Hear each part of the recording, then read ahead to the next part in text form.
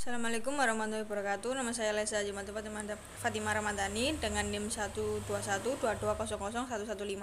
Saya akan mereview bab 4, nilai pelanggan dan pemilihan pelanggan.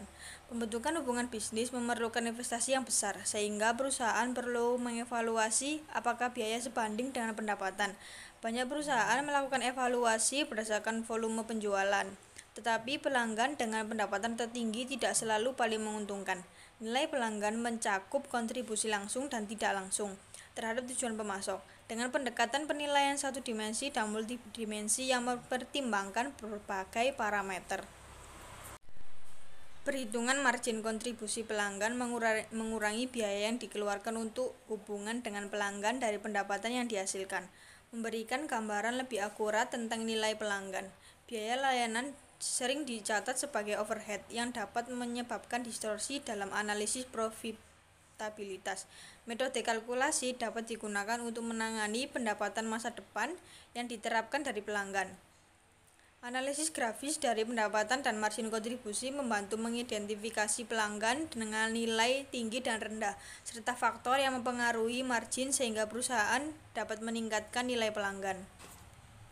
Metode penilaian analisis nilai pelanggan menggabungkan elemen kuantitatif dan kualitatif melalui model penilaian sederhana. Proses dimulai dengan menyusun kriteria, memberi bobot, dan memberikan skor kepada setiap pelanggan. Skor tertimbang kemudian dijumlahkan untuk menghasilkan nilai total pelanggan. Penting untuk melibatkan berbagai perspektif meski model ini bergantung pada penilaian subjektif dan asumsi independen kriteria. Portofolio pelanggan menganalisis nilai pelanggan berdasarkan beberapa kriteria untuk merumuskan strategi yang efektif. Pelanggan dipetakan dalam matriks berdasarkan daya tarik, posisi kompetitif dengan ukuran lingkaran mewakili pendapatan. Strategi meliputi pengembangan pelanggan menarik dan pengurangan interaksi dengan pelanggan kurang menarik.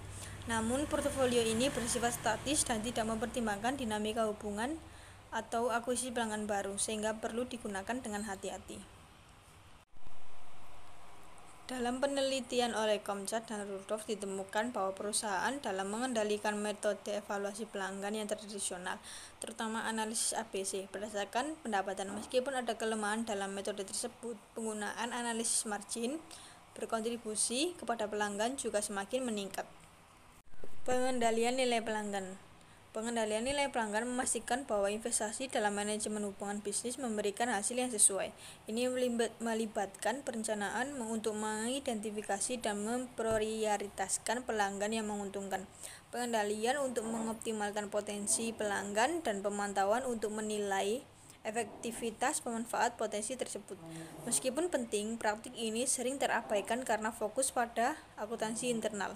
Banyak perusahaan dapat meningkatkan kinerja dengan menerapkan metode evaluasi dengan pelanggan yang tetap.